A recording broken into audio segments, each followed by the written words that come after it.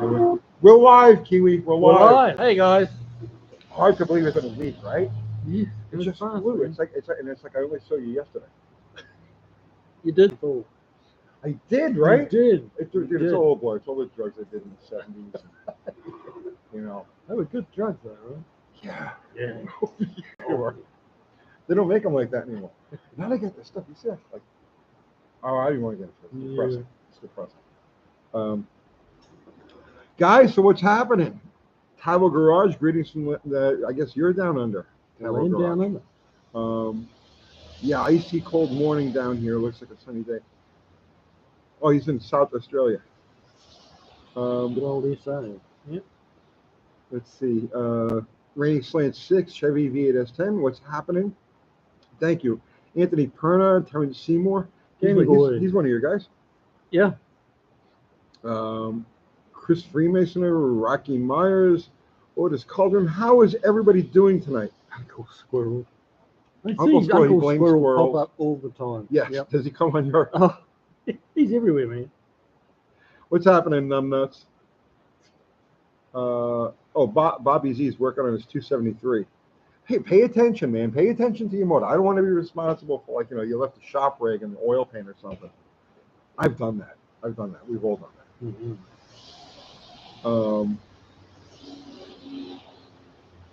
Tabo's doing great. So, did you find anything else on that Mustang? No.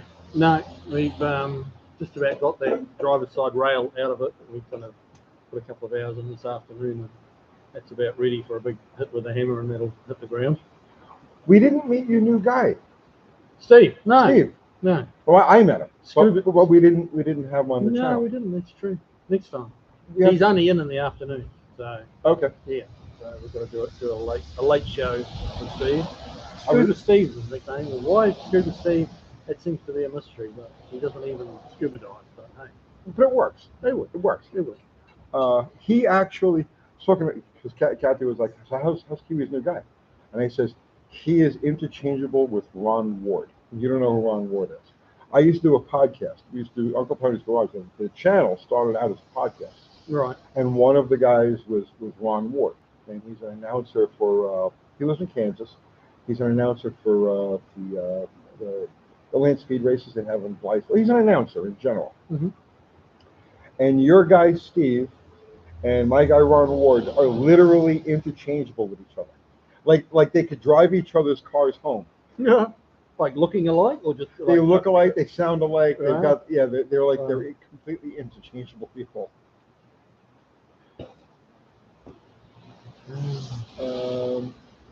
Let's see. Otis Cauldron, brake booster on an 84 B250 van, hard to find part. Is it? I thought that was just a regular B-body power booster that they've mounted on that bracket sideways. I'll have to take a look. I have one out front over here, not for sale. It's on my truck, but yeah, I have to take a look at that. James Sharp, structural filler. Yes. Yeah. Build the Mustang frame rails. Yes, that's pretty much the size of it. Yeah. Zero. What's happening, brother man? And Fubar the axe. Hey, Fubar. Dale Downing, the Z Project. Did you rejet the carb?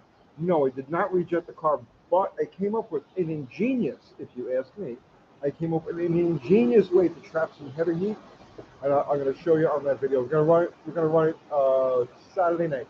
We're taking them to the track, so I'll show you what I did there. What is that? Coffee. I had my coffee. Coffee and it might be a little bit of bourbon. Might be just a little. That's what I smell. I thought it was your bird.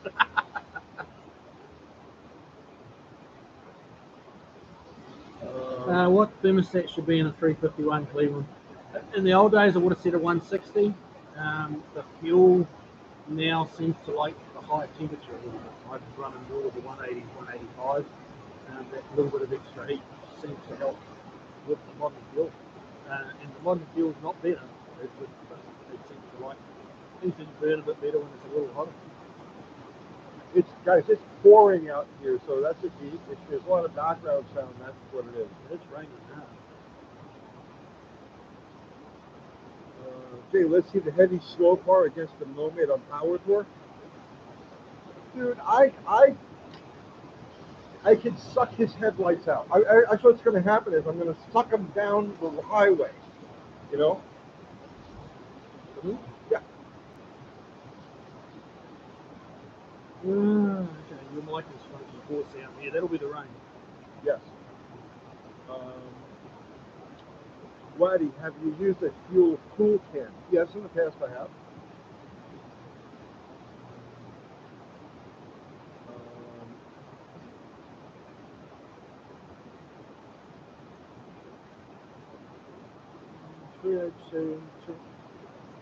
Anthony Turner. Why the 289 heads on a 302 would be my question.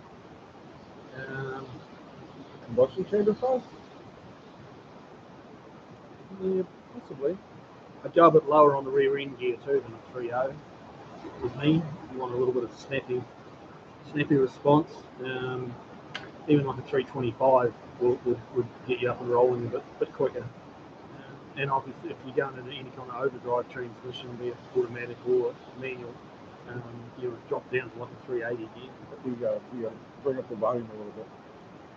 We do? You do. Oh, I do? Yeah, you're talking really low. Like you're whispering. Okay. Like I need to be louder. Okay. Sean Sickleader, what is your favorite crank and cam combo? Interesting question. That's the most interesting question anybody's ever asked me. Geez, I don't know.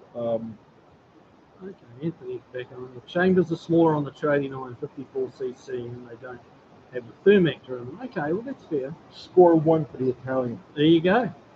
I was trying to build the motor for low gears for the low. Yeah, 3.0 is not a particularly low gear, but honestly, you know that mid-range torque is everything. Like a lot of people shout about how much horsepower they make, but it's where it's made. Where it's and how wide, how long is your torque curve and horsepower curve. And the mid-range, as a race engine told me, race engine builder told me many years ago, like you hit peak RPM and change gears, and where are you then? You're back in the mid-range, and that's when you start pulling. So that's where you need your power, in that mid-range. Yeah, let's see. Chris Greenaway, UTG, any suggestions to diagnosis? At a stoplight, car grinds and slightly lurches, waiting for the brake to be released.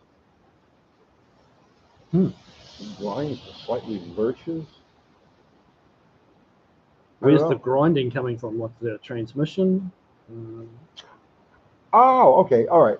I've had them when you'll get a broken. If it's a drum brake, you'll get a broken return spring, and what'll happen is, as you pull away, the spring doesn't pull the shoe away, and the shoe very lightly rides on the drum, and it'll kind of give you a grinding sound. Check the return springs on it.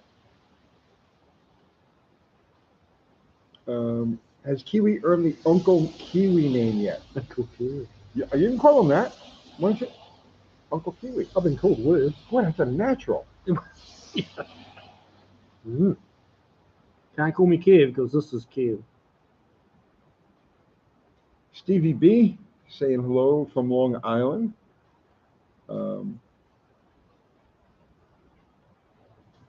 What's on the 2B? Can you recommend a good starter welder for exterior car sheet metal working on a 74 Duster? Okay, I'm a big fan of the Eastwood welders, to be honest, as far as like being on a budget. You know, they're a good welder for about $350, 130 amp. It'll do all the sheet metal, and it'll do up to 3/16 of an inch thick.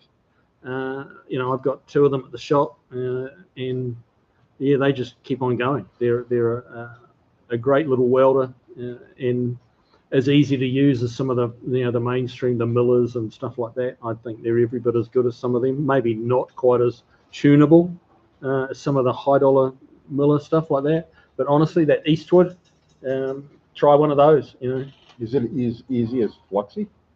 Much easier than Flux. You're always talking shit about my welder. I don't think they should be allowed to sell those flux core bloody welders personally. Why? What's the matter with them? Oh, they're just horrible. Oh, come on. I can show you plenty of flux core welds that I've done that are just absolutely ducky. I guess it's not bad on heavier gauge stuff, but for sheet metal, I don't think they're the right thing for sheet metal. But hey, I just saw one I missed. Joe Kakula, greetings from Manchester. oh, Manchester, Tennessee. Yeah. Okay. Yep. Where was this now? I just saw this here. John M. Kiwi, have you ever turned away a car that was from a flipper with shoddy work? Not really turned it away, but some of them have just been not economically viable to repair. The money to repair them properly was just too high. But never turn them away. Like I really do try and help people, as much as I can. You can't fix all their problems for them for free because you got to eat as well. So they do have to pay. But I'll take on a lot of jobs that other shops won't, just to help people out because we're in the same hobby, we're in the same sport, and people get caught out, and sometimes it's good to give them a hand. What? Tony's flustered. Kiwi makes the best shoe polish. Lincoln is for crayon-eating Marines. I know a couple of Marines that might take exception to that and hand kick your ass. But if you subscribe, that is his family's business. So if you subscribe to Kiwi's Classics and Customs, the 50th sub gets a case of Kiwi shoe polish. I don't know if you didn't mention that, did you? I didn't mention that. Yeah, the 50th sub. Be the 50th sub and shoe polish. Yeah. You're writing a lot of checks I can't cash, don't you? It's the internet. It's okay. It's okay. It must be true. It must be true. It was on the internet. Right? This is what I'm saying. Fubar just put up a link to Kiwi's channel. So if you guys have not subbed, go over there and sub. He does much more interesting videos than I do. And he's smarter and much better groomed than I am. I need a haircut so bad. I got a haircut in 1994. Yes, but we make allowances for you, Tony, because you're special. Kiwi, like that red license truck bed car. What the heck is what? What's a red license truck bed car? I don't know, but it's Chris Greenaway, so just agree. Okay.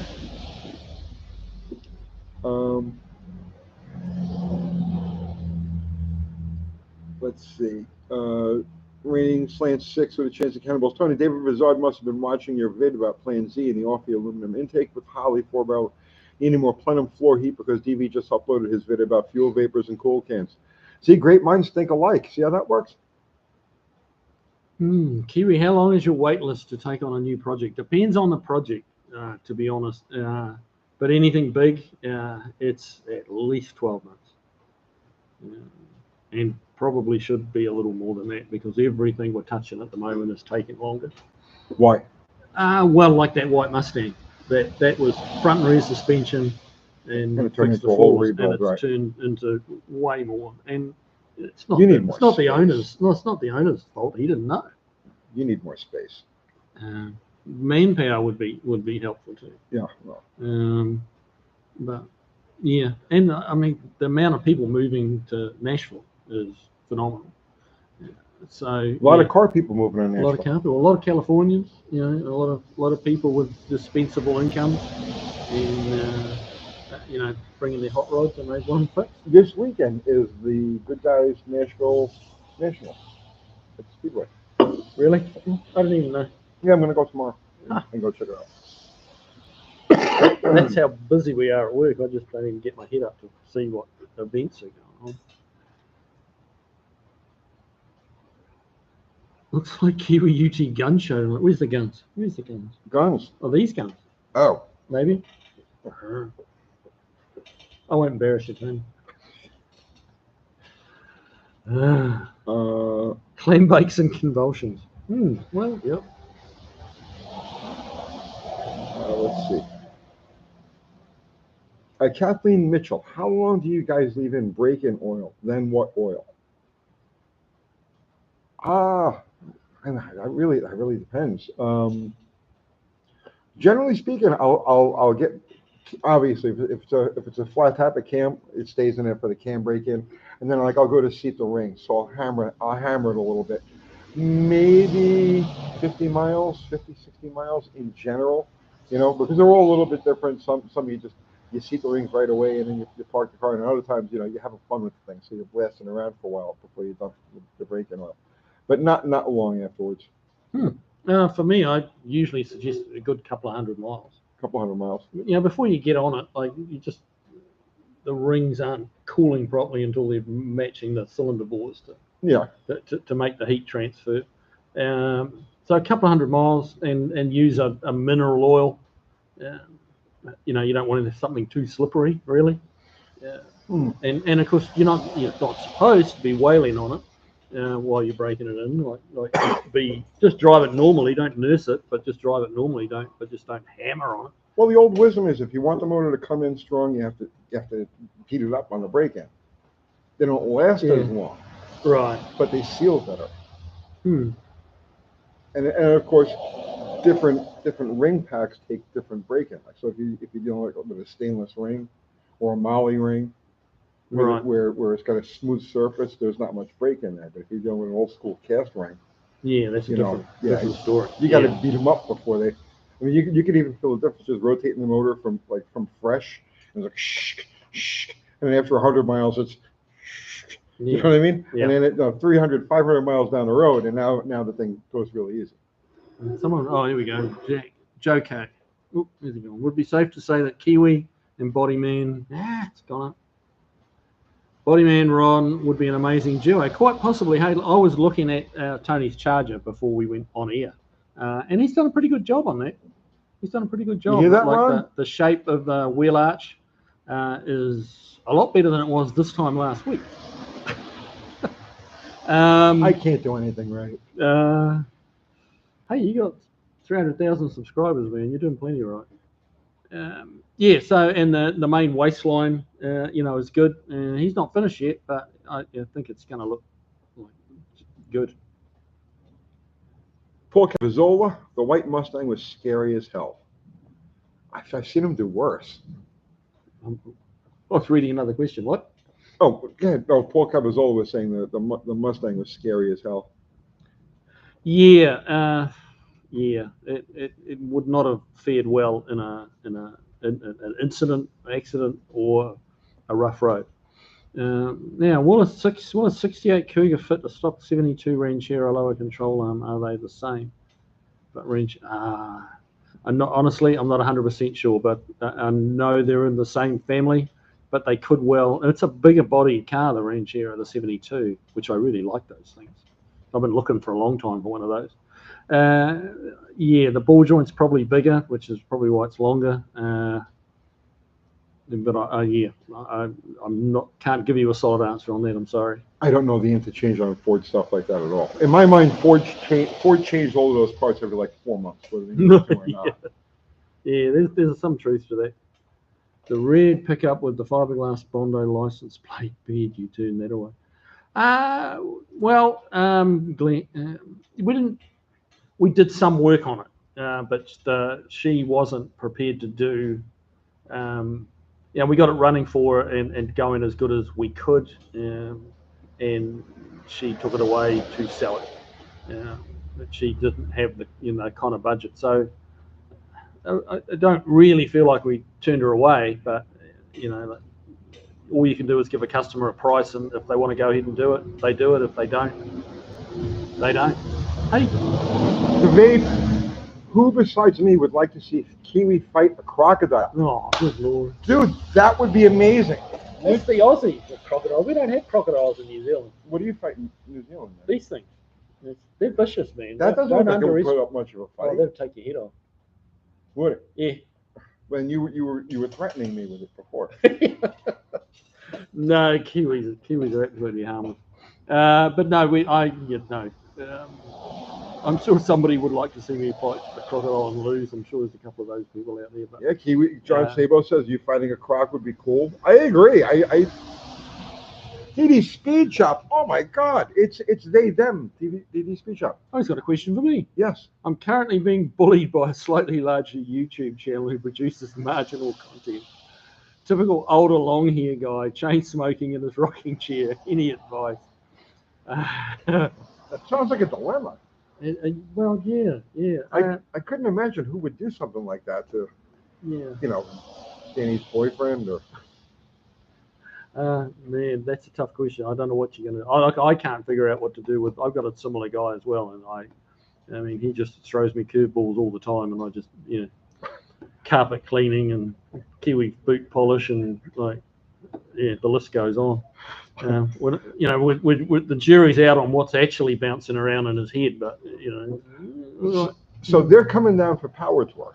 Oh yeah. Yeah, and you met them, right? I did. Yeah, I did. Okay, so they're coming down for Power Tour, and they have a '55 Chevy wagon, okay, and they built a small block for it, and it's got a dual Holly sniper setup. Oh yeah, twin 4-barrel. Yeah, on a tunnel ramp, right? Yep. Yeah. So he's worked on it for a few weeks, and he's finally got it to where it'll start. Wow. Yeah, which I think is good. But they're gonna drive it down here. They're gonna drive it all the way from where they are in Kanadistan down through the middle of this country. Right. So let me ask you a question. Given the weight of the car, figure what do you figure? The car's about 3,500, 3,600 pounds. That car. Chevy wagon. Chevy wagon, a '55 Chevy wagon. What size tow rope? How long of a tow rope should I bring? A thick one. A thick one. A thick one. Yeah. And probably a good 25-footer. Yeah. 25-footer. Yeah. You would think. Yeah, you need a little bit of margin for him to be able to slow down. Well, that's true. Yeah. Well, he won't have any problem slowing down. That's for sure. I know he won't have a problem slowing down. Yeah. He said 3,500 pounds plus his ego, which is 420, 430 pounds, I'm sure. And then the hair. My God, he's got so much hair. He does. Oh, please. It's ridiculous. He's a freaking hippie. Says the guy with the ponytail. Okay. Moving right along. Tie your ponytails together. Now that would be funny. That would be really wrong. Have like a tug of war. Yeah. We'd end up on a Ford truck commercial. Yeah. Did you see the new Ford? I have not. Man, I don't watch much TV anymore. Yeah. Well, it's all over social media. With these YouTube videos from hippies. It's I guess the Bud Light people decided to do a Ford truck commercial. No. Oh no. Yeah. Really? Kathy, I know Kathy is sitting home right now going. Rescued and restored garage. How you doing, man? He's a good dude. Who's a good dude? Rescued and restored garage. We've chatted. Yes. We've chatted a few times. He's a good guy.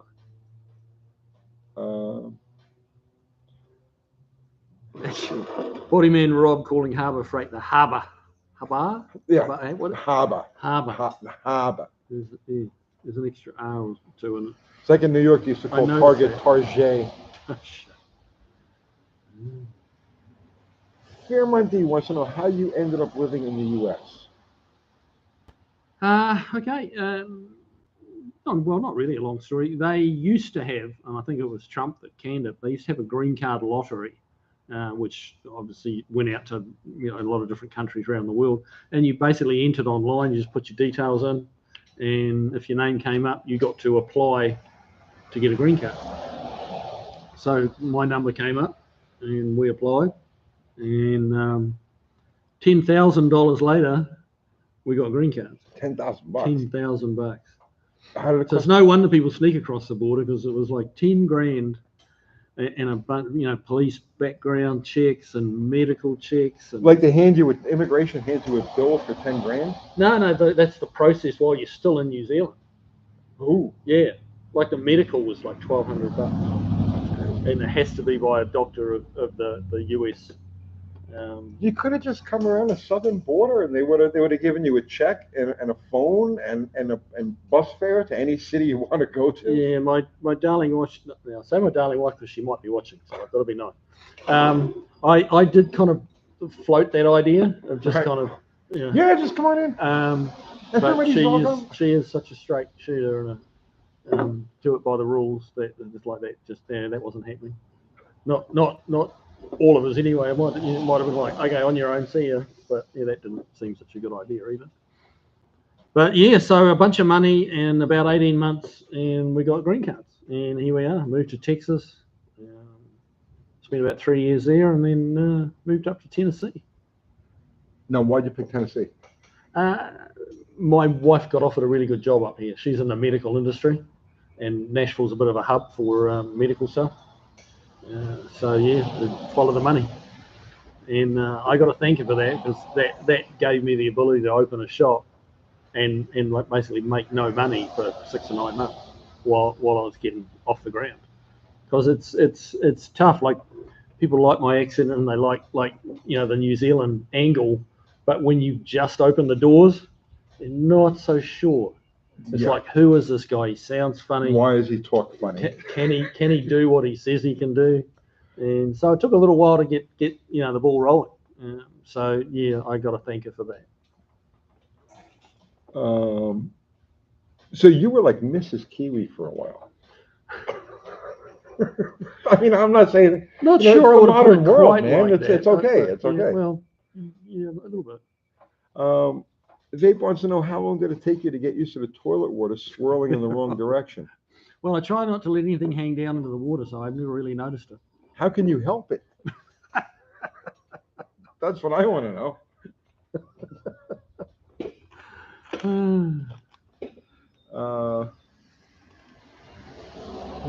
Rescued and restored Kiwi 71 Mach 1 Mustang. What's that you're talking about, bud? Mustang. It's moving up down.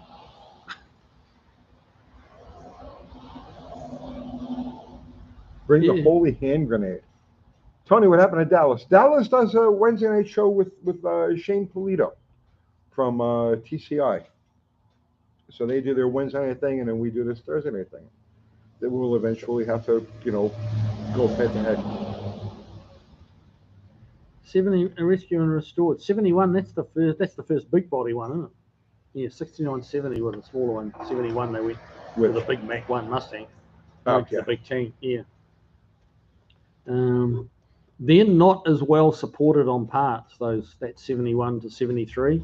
They're catching up, but the parts availability is a little tougher than the earlier Mustangs. Just keep that in mind. I think those cars are weird looking, except this funny car. They made the most beautiful funny car bodies. The 72, 73, right. With that like just flat fastback. And they had a huge long nose on them. Yeah, they made really good looking funny cars. John M. Benny Hill with Aussie airplanes taking off backwards. Well, some of the Australians can be a bit backwards. Shouldn't really say that on here, should I? You're going to get attacked. I'll get attacked. Yeah, you're going to get attacked. Hey, the Aussies know they can take a bit of shit. And they know they're always going to get shit from Kiwis. And it's all in good fun.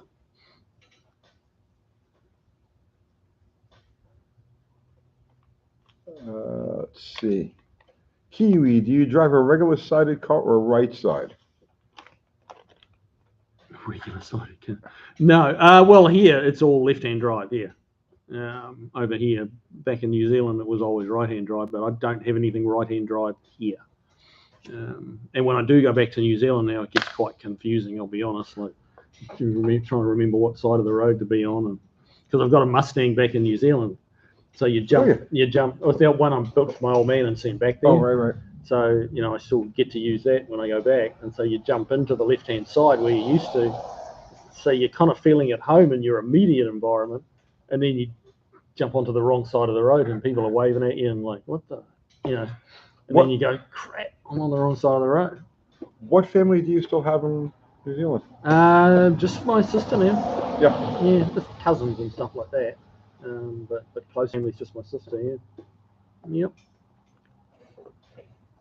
Coda improvements. Kiwi, have you ever worked with lead body filler? No, I have not. No, I managed to kind of skip by that, to be honest with you. But it'd be interesting to have a try. But I mean, the lead is just so not good for you. Eastwood make a lead-free lead filler now. What? Yeah, but then you look at guys like Gene Winfield, he's like 95 or 96, and he had to like be doing lead. He was doing body work. Oh, he was doing lead long before we were born. But before our parents were born. Yeah. Yeah, I think he's one of that living dead brigade, honestly, Gene Winfield. Like, I mean, he just doesn't. He's 90 something, and he's like 97 or 90. I met him a couple of years ago. Still cutting roofs on cars. Yeah. It's like, wow, like he doesn't stop. Nope. There was the other guy too, Ed Hines. Right. He's another one. He's got to be close to 100 years old, smoking the cigars and slinging the lead and. Yeah. I mean, more power to them. I don't know how they do it. I do it days a week now. My back's hurting and I'm tired and yawning and falling asleep in front of the TV. And I don't know how they at 90. It beats me. I don't know how they do it. Chris Freemason wants to know, what is your daily driver? Right now, it is a 2008 Dodge 2500 Ram. And diesel. That's such a letdown to these people.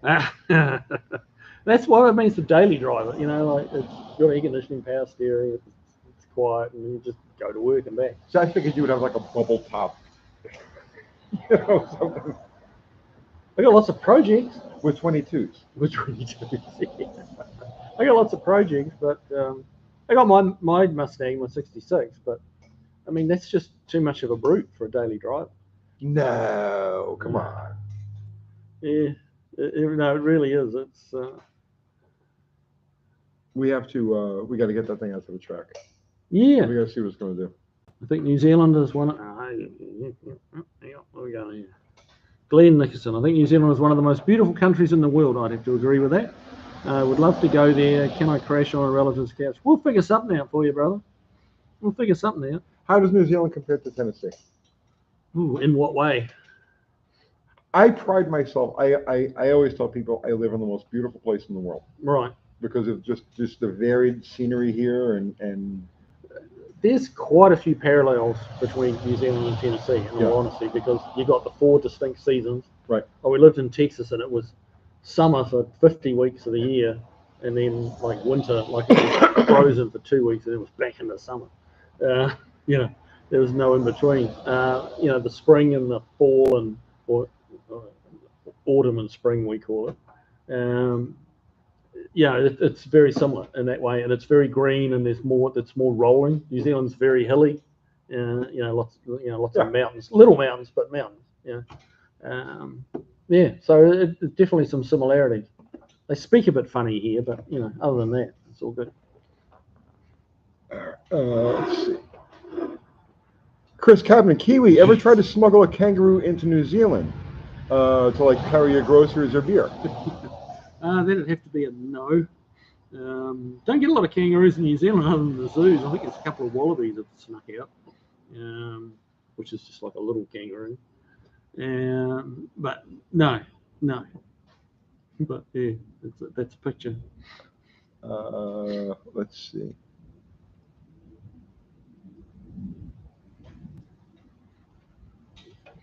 Kiwi, paint Tony Charger, please. Well, I think we can handle it. Roddy Man Ron's got that. We're just going to shoot it with some satin black, like implement paint or something. It's not going to be crazy. Kiwi, what non-American muscle would you want to bring to this side of the pond? Ah, man, there's a couple. An E49 Charger, which you didn't get anything like that. We got nothing like that. No. It's not to be confused with the Dodge Charger. This was a Valiant Charger with a straight 6 Hemi in it, triple side draft Webers. That was a beast, and of course the Phase 3 GTHO Falcon, which if you're dyslexic, you're screwed. Like, you can't own those cars. You can't say them. Like, I want to report my DBX 93Z Falcon. It doesn't work. They sent a lot of that stuff like South America. Like Argentina got a lot of the same type of things that you guys had. Yep. Kiwi, what do you miss most from home? What's your favourite food you wish we had here? Fish and chips, mate. I have not had good fish and chips in America. Really? Just the fish isn't. Well, I mean, I haven't been everywhere in America, so I can't really say that there's nowhere in America that you get it. But like Tennessee, Well, this would we're too far away from the coast. Right. It's not really it's not the restaurant's fault, but you know, New Zealand, freshwater fish, like catfish and chips. Oh yeah, no, that doesn't work. No, I don't eat fish. No.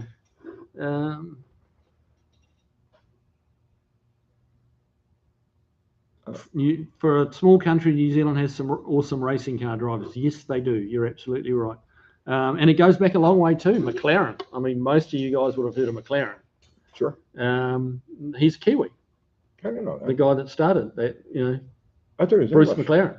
No, he's Okay. Kiwi. I mean, the company's English based now. And he went to England to ply his trade, but he's Kiwi.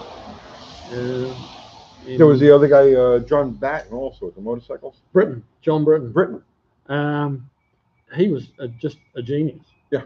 He was a genius. And he had Burt Munro, who was, like several generations before him, who was an eccentric genius as well with the motorbike.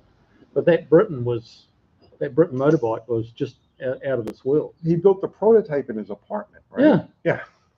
Like everything. He built the motor, Yeah, he fabricated the engine. The block and did everything. In his apartment. And, it was competitive very competitive on the world stage. So there are a couple of bike riders. You've got Scott Dixon, IndyCar driver. He's multiple time IndyCar champion. Scott Dixon.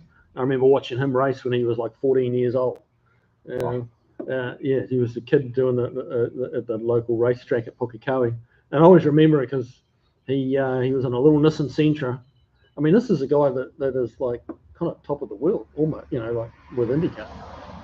And he rolled this little Nissan Sentra, and he climbed out of the car, and it was a endurance race, and so you had two drivers. It was a budget team, right? Budget.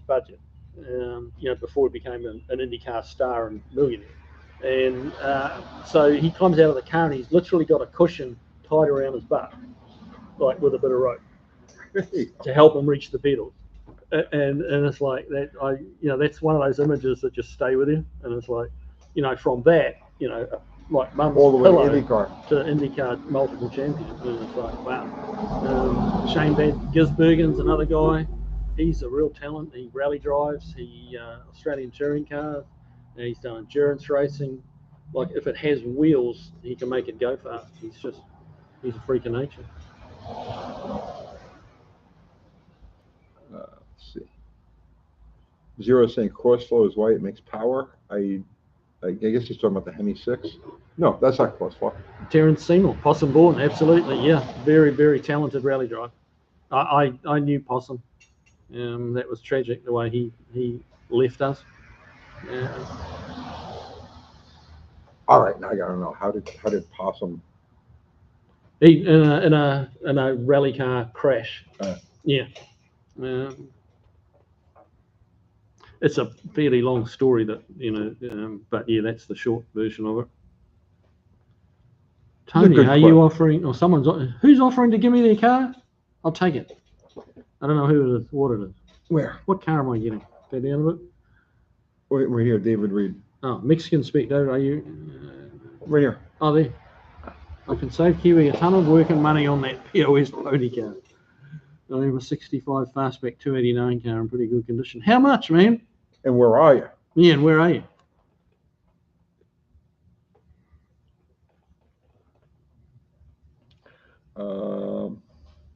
The Hemi 6 was not crossflow? No. I don't think it was. No, because it's very similar to the AMC motor. Okay. Reverse flow.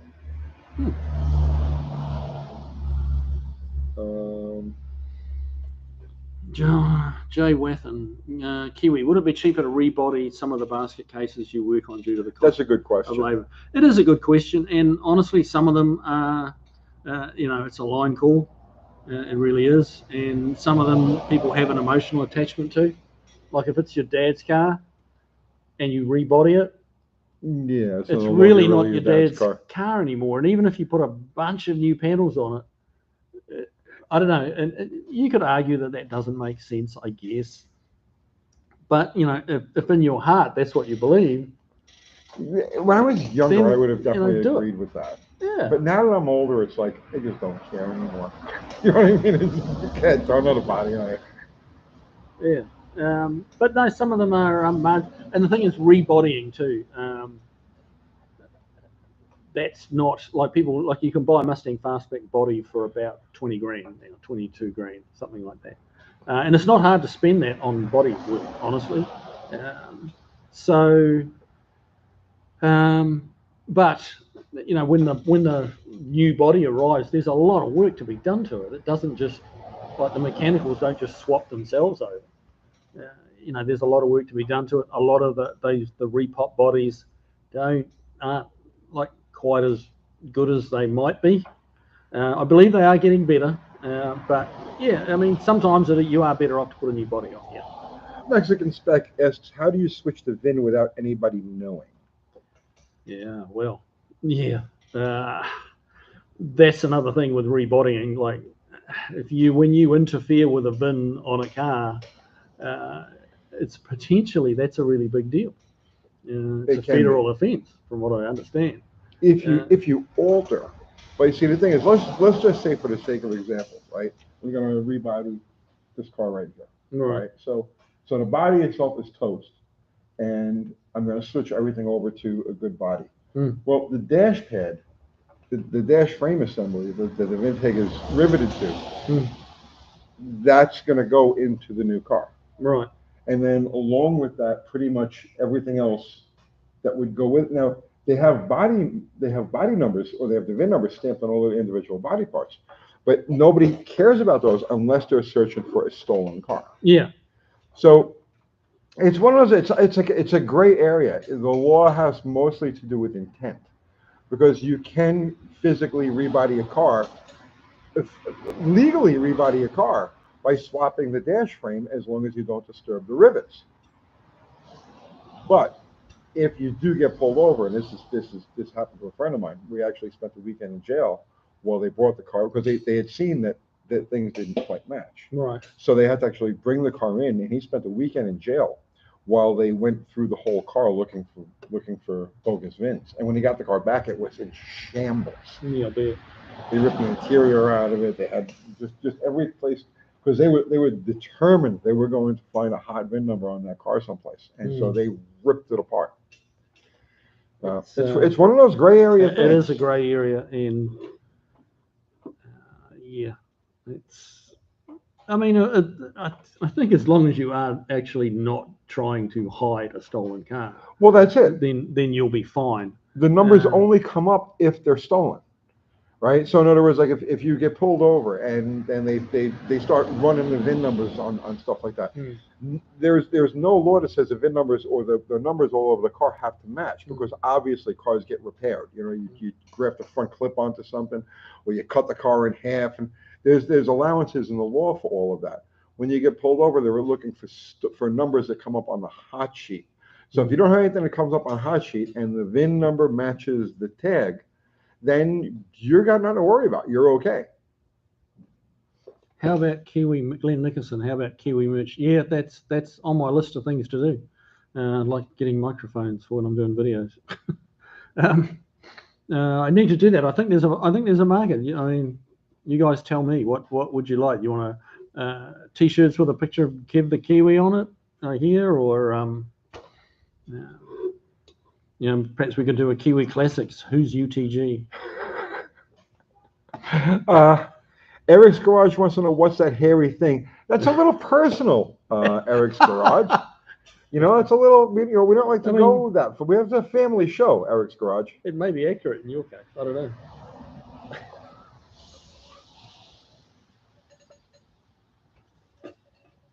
That's the bourbon. I mean the coffee talking.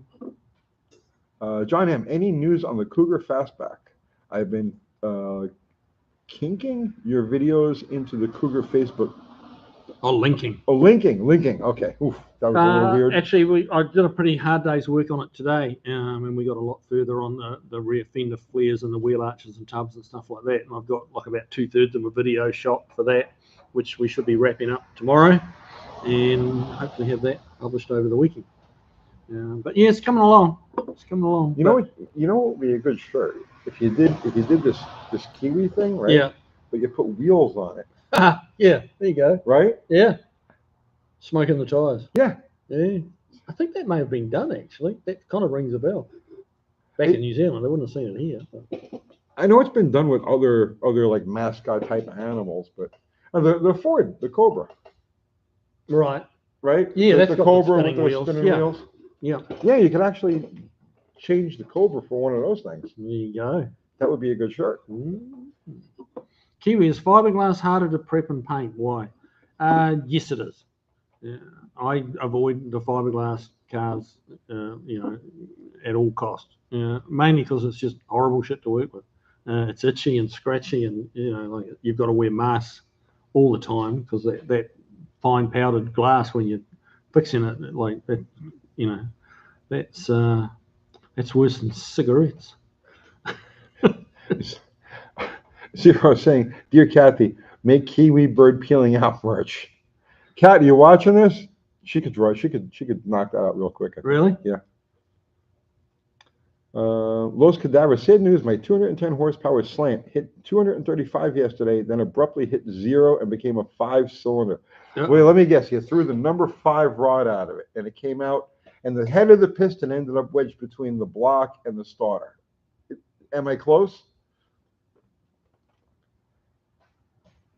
Ari, yes, you've got that right. You leave it out in the sun and it moves. Yeah, you start, you get ready and you get it perfectly straight, and then 6 months later it's wavy like Tony did it. I nailed it. Los Cadavers says yes. Knocked the starter right out. Oh, it's always a number 5 rod. I don't know why that is. Huh. I had a couple of rally engines like that where they knocked the alternator off. So when you put your reason for retiring, right, it's the alternator failure. Because we never wanted to give up our engine builder to say, his engine blew. Let's see. Ari's saying, Ari, what's going on, brother, man? I read a book that said to install cables, turnbuckles into fiberglass doors to adjust as they move. I don't know anything about that stuff. Clearly, I don't know anything about bodywork. Oh, I see what he's saying. Yeah. So, yeah, the cables and turnbuckles, so you can tighten them probably diagonally and make the door, like as things move, you can just like adjust it, once a month or whatever and keep it fitting right. It's like, well, there's your answer on fiberglass. It's like, yeah. Fiberglass is for boats. But there's going to be a whole bunch of Corvette people hating on me for that. But yeah, I've seen Corvettes in Europe. Yeah, I've had Corvettes, and they just don't do body work on them. Yeah. It's just, there's guys that do it, and good luck to them.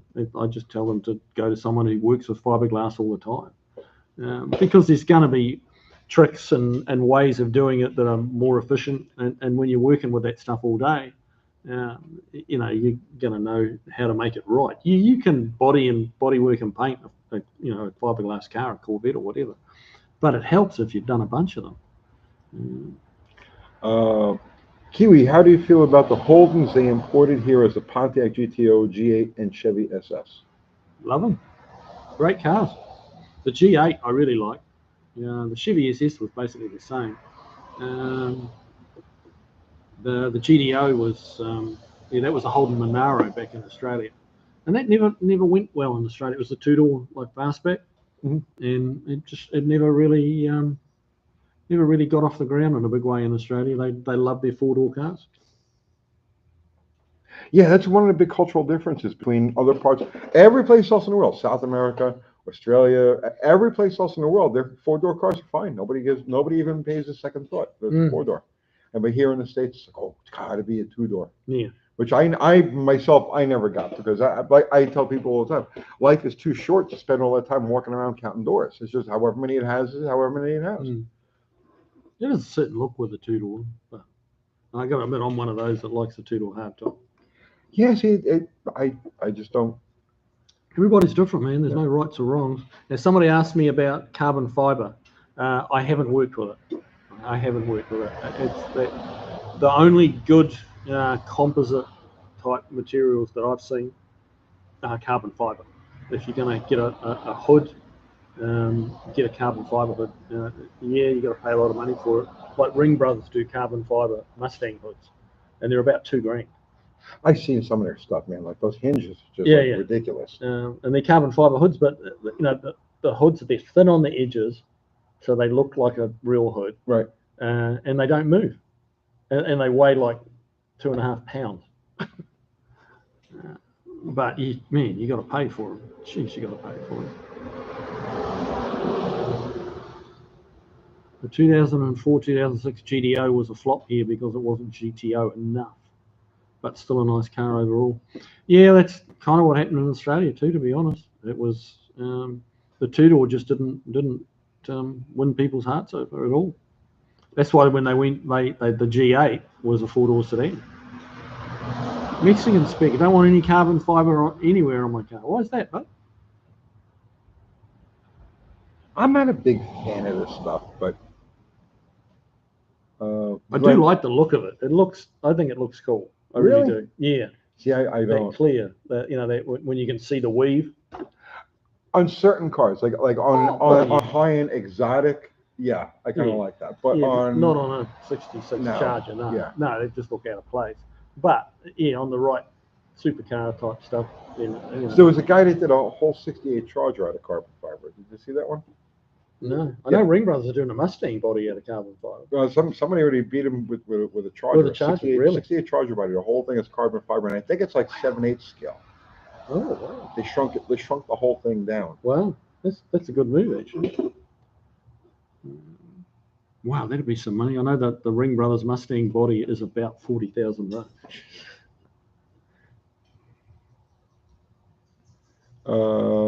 Michael Roberts, gentlemen, is there any advantage to using H-beam connecting rods on a Ford 351 Windsor Stroker streetable grocery getter? No, a grocery getter, like a street car that you're just going to drive? No. No, I mean H-beam rods are great. They're super strong, but if you're making under 400 horsepower and you're running under 5,000 RPM, the majority, it's overkill. Yeah, if you're boosting it, spraying it, or spinning it over like 6,500, then yeah, it's an investment. But shy of that, no, I don't see any advantage at all. Honestly, a lot of people put in H-beam rods for the bragging rights. Oh, okay. Joe K says they unveiled the carbon fiber 68 Charger body last year from the new direct connection. Maybe that's where I saw it. Okay. Wow.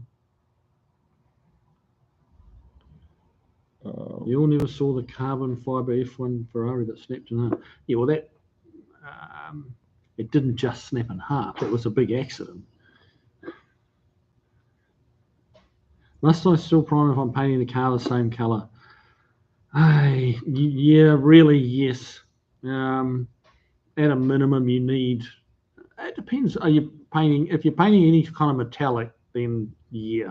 You need at a minimum a sealer coat, so you've got one base color that's a consistent skin over the car, not with different porosities and stuff like that. But that's why I call it a sealer coat. You really should put that down over existing paint. It just because with the actual top coat that you're painting over, the solvents in the new paint you're putting on can go down. Sink down into that old top coat that may be deteriorating over, depends how old the car is, and the original paint might have some repairs here and there that it's a different type of paint, and you can get like reactions with the paint underneath. You can get the paint will lay differently. So what you're saying is scuff and shoot is a no-no? It happens. People do it, yeah. But should you? Strictly speaking, no. And honestly, if you're using a metallic type paint, you're really taking a chance that you're going to run into some difficulties. And look at the price of paint now. Paint used to be fairly cheap. Everything's crazy now. Paint is expensive, and for I don't know, a couple of $100 to put a sealer coat on it to make sure that somebody else did 15 years ago on that original paint isn't going to bite your ass and ruin $1,000 worth of paint. It's kind of cheap insurance. So and I'm probably a little conservative on that. There's guys do nice paint jobs on their dirt driveway, and more power to them. I don't know how they do it. I don't know how they do it, but it's amazing what can be done when you really need to do it. Vincent 10145, do you put a regulator on your Edelbrox? It depends on the fuel pump you use. Most mechanical fuel pumps top out at 6 psi, that's the outer limit for an Edelbrock. Collies go to 7, Edelbrocks and Carters go to 6. So it just depends. If it's a mechanical fuel pump, no, I can't ever recall using a regulator on it. But if it's an electronic fuel pump, especially anything that's capable of over 7 psi, 6 psi, yeah, you absolutely need it.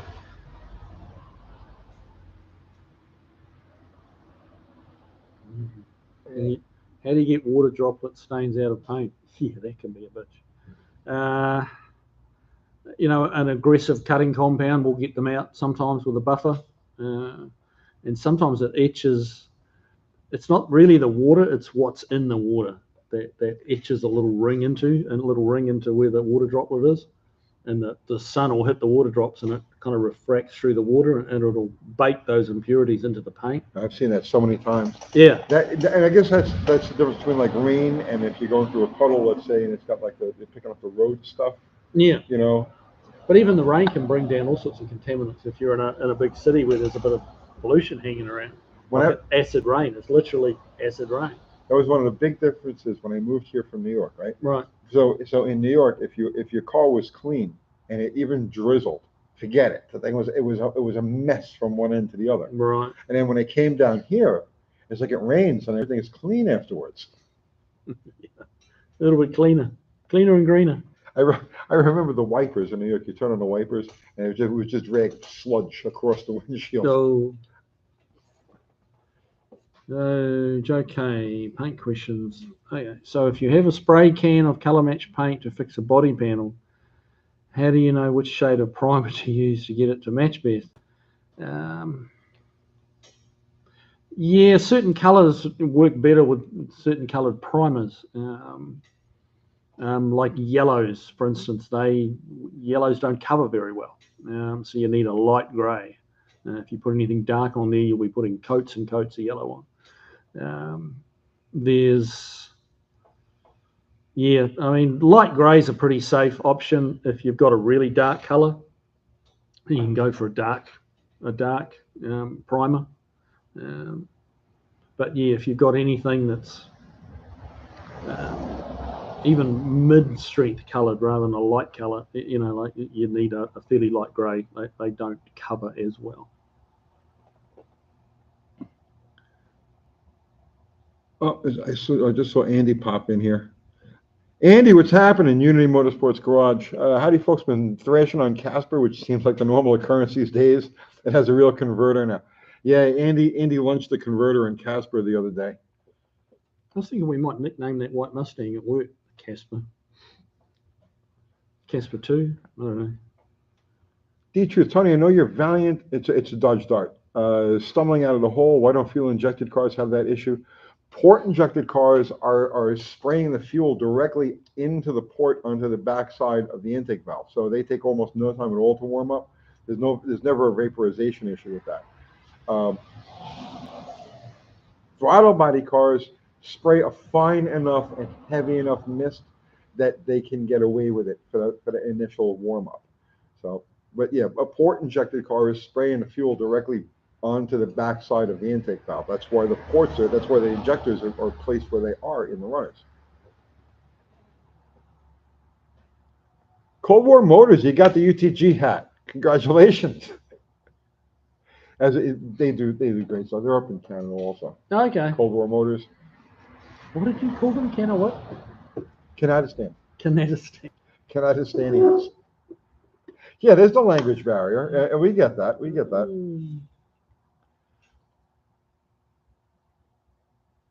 They do a lot of fun stuff with the older. Yeah. Yeah. Cool. Let's see. Turbo Garage.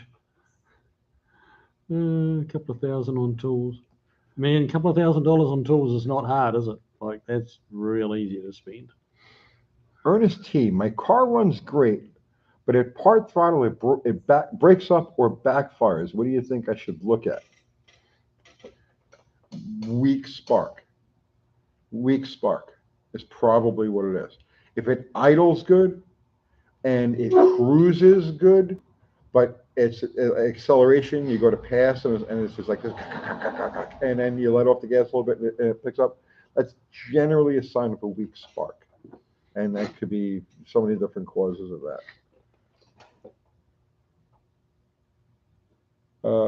David Leonard, what's happening, brother, man? Tony, have you watched David Vizard's new video on manifold heat? I have not. Chris Greenaway, UTG, why wouldn't you hook up a preheat to the carb? That way your manifold cools down, your carb will produce more heat and eliminate your issue. I built something that I think should fix the problem, and I'll show you guys on the next video we do on that car Saturday. These are good. That's something that I can relate to. Robert Clymer, are Snap-on tools really worth the price? No. Well, here's a story. When I was in New Zealand, back in New Zealand, like planning, we're getting ready to come here, and I leave pretty much all my tools behind, thinking I'm going to set up with Snap-on. Everything in America is cheaper than it is in New Zealand, right? New Zealand's down the bottom of the world. You got to pay a lot of freight, a lot of taxes. Everything's expensive. You get a lot of Chinese stuff there. Well, there's that too. Yeah. So I'm thinking Snap-on's going to be so much cheaper in America. I'm just going to fill my toolbox with Snap-on. I get here and it's like, holy shit, this stuff's expensive. And it's Snap-on tools are actually, when you take in the exchange rate, they're cheaper in New Zealand.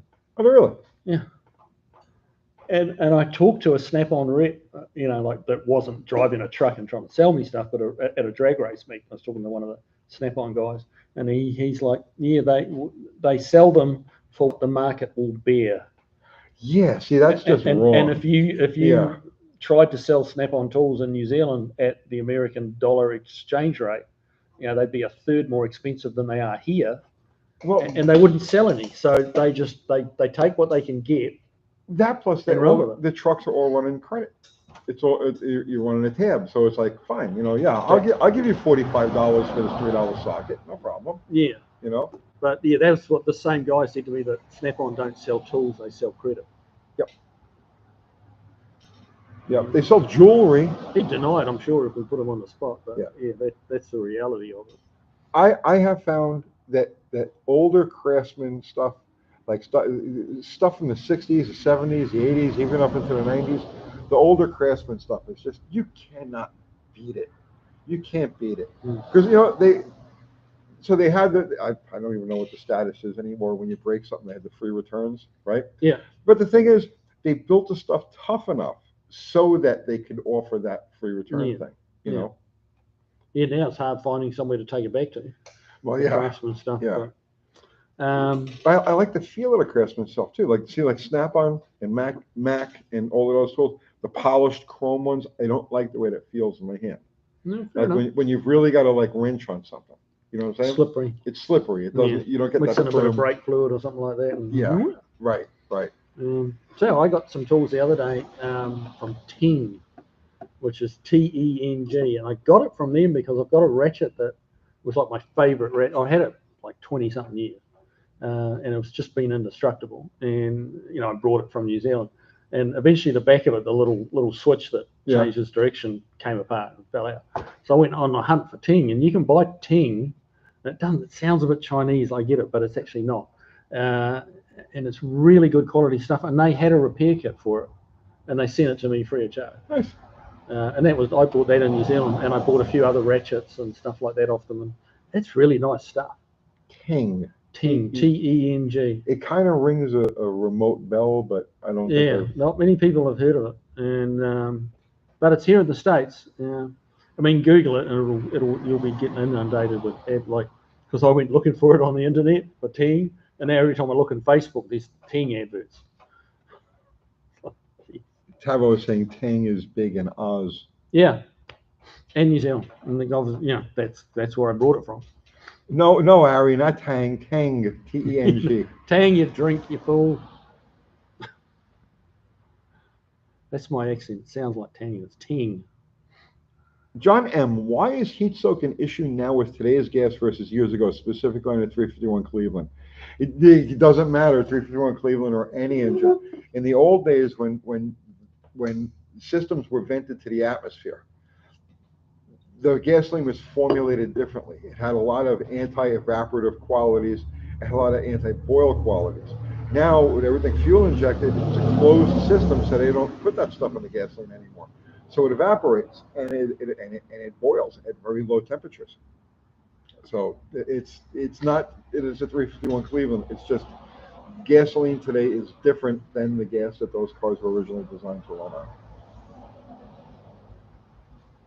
Ari says, I buy expensive tools because it makes me feel better about my lack of skills, even things out. Well, I mean, you hit it. That's excellent. That's good progressive thought, Ari. Cold War Motors. Anyone ever worked on a Dynaflow? A few of your viewers know, gee, that's cool. Looks like I'll be going through one here for my 59 Buick. Bro, I don't think there's a whole bunch in those transmissions. Who do I know? Give me a second. Did you ask that? Message Dallas Brown. I think he knows. Mr. Rodder's neighborhood. Robert Clymer, methanol boils at a lower temp too. Yeah, because they're putting methanol in the most pump gas now, aren't they? Right.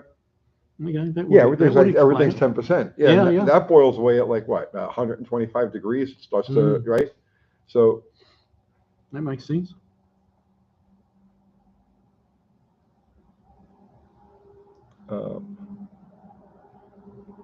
Yeah, Cold War. Yeah, that's what it is. It's all in the converter. The transmission. It has a reverse gear in it. As far as I know, everything is in the converter. I don't think you could possibly have a simpler transmission than that.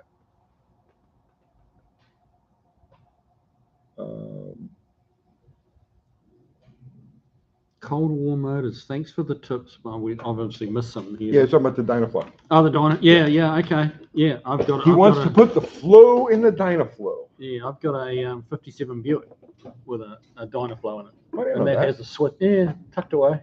Really? Two-door hardtop. Really? Yeah, cool. Why do you hide these things from me? It's down the back, parked down the back. And I used to drive it. I used to drive to work every day, and then life just got in the way. But that's got the switch pitch torque converter in it. Yeah. It's all in the converter. Yeah. It's all in the converter. But there, if you stand on it, it's like it takes off in a lower gear. That's what it kind of feels like. But if you roll into the throttle and don't quite hit full throttle, it just sludges off like a power glide. Right. But if you stand on it, it'll spin the wheels. But that's the switch pitch converter. Yeah, that's cool. Yeah.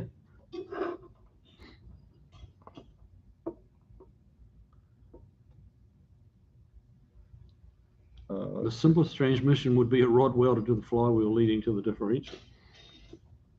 Well, that's kind of like a top fuel drag car, isn't it? Well, they have a clutch. Yeah, no transmission. They do have a clutch, but that's pretty much welded shut after what, 2 seconds? Well, they bring in all different things. Like we started out back when I was doing, we had 6 fingers on the clutch, and then it went to 9, and then 18, and there's 20 something. And it was just, and they're all angled a little bit differently. And the throw up bearing comes back, right, and brings in more fingers as you go down the track. Right. Now that's one person's job is the clutch now, isn't it, on the top fuel team? That's all they do is clutches all day long. Not to get too sidetracked with top fuel stories and stuff, but back in the very early 90s, all of the hitter cars had gone to clutch management because the clutch system has to be tied in with the fuel system. Because as the clutch tightens, you have to give the motor more fuel or it goes lean. Yeah. So every time the clutch comes in, the motor gets a little more, an extra bit of fuel. And that's what's inside the clutch management boxes. Right. So, okay. So we had no money for anything like that. That was out of the question. So we made our own. It was called the Bobby-Matic. The Bobby-Matic? Yeah. My friend Bobby is the one who came up with this thing. Yeah. And what we do is we got a 9-finger clutch, right? So we had 3 fingers on the regular throw bearing, right? And then we had 3 more fingers with like heavy weights on them, with this mousetrap contraption that would let the extra fingers come in all at once. And it was amazing. It was amazingly violent. It was the most perfectly violent thing you've ever seen in your life. Because the car would leave the starting line, right? The car would leave the starting line, and the clutch would come in, this mechanical, like, hard clutch, and the whole car would go, doing! Broke everything you could possibly break on every run. But it was what we had. You gotta Doing! Yeah, it's a little. What do we got here?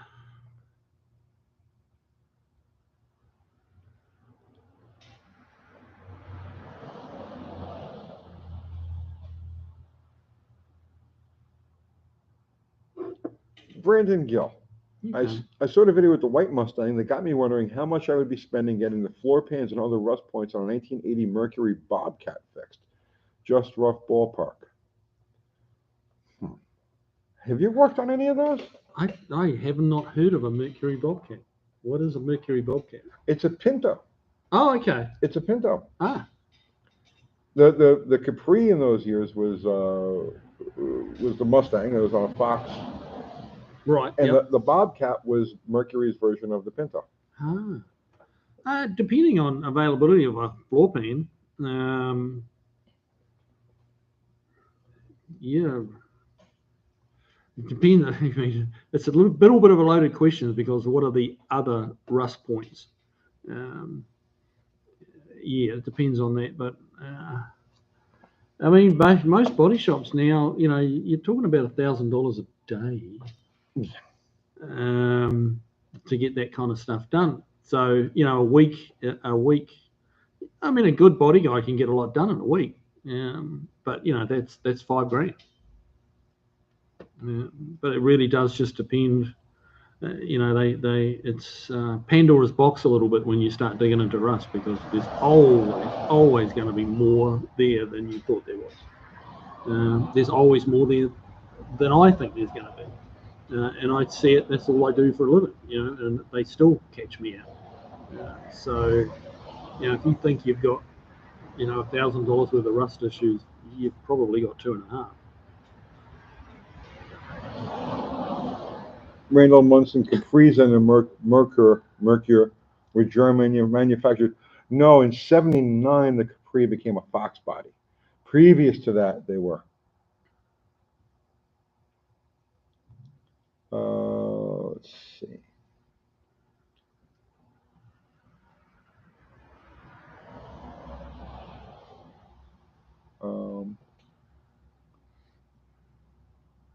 Thank you, Fubar. Fubar just put up the link to our merch. So if you want, like, well, I don't have, yeah, but we have hats and we have shirts and we have stickers, and I think we have all kinds of crazy stuff there. And Fubar just put up the link to the merch. Thank you, Fubar. Oh, very nice. See, now you got to get your merch going. I do. With your Kiwi spinning the wheels. Yeah. I'm telling you, you'll sell the hell out of I think I really do think we need a bit of a gag T-shirt with, like, at Tony's expense. What do you think, guys? At my expense? Well, you know, why would you do something so cool? Just well, you know, just a little. But... I'm such a straight shooter with you. Yeah. Like when you raid my trash can. That's because I admire you and I want to know what you discard. You know what I'm saying? Yeah. Oh, it's all good fun, man. Does Kiwi have merch? No, I don't. I wish I did. I need to get some. But hey, I mean, talk to me, guys. If you really like, what I don't want to do is spend $1,000 on merch and then own $950 worth of it. We can make your merch. Yeah. We do everything.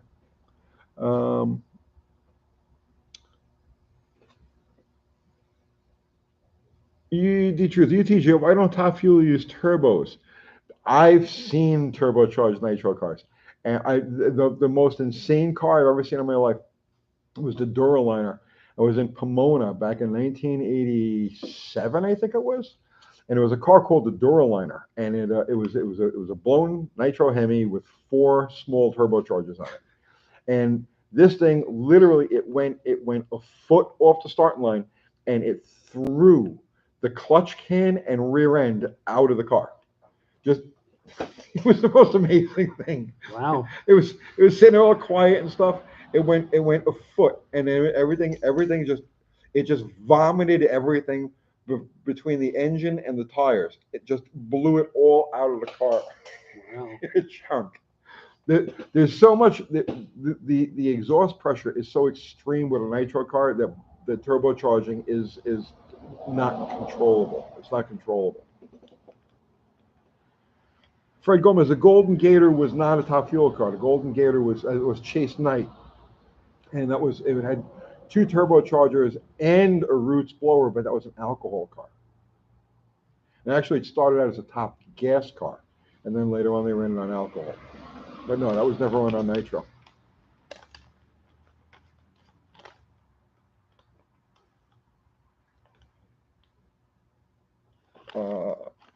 Ken, you take one now. Okay, let's have a look.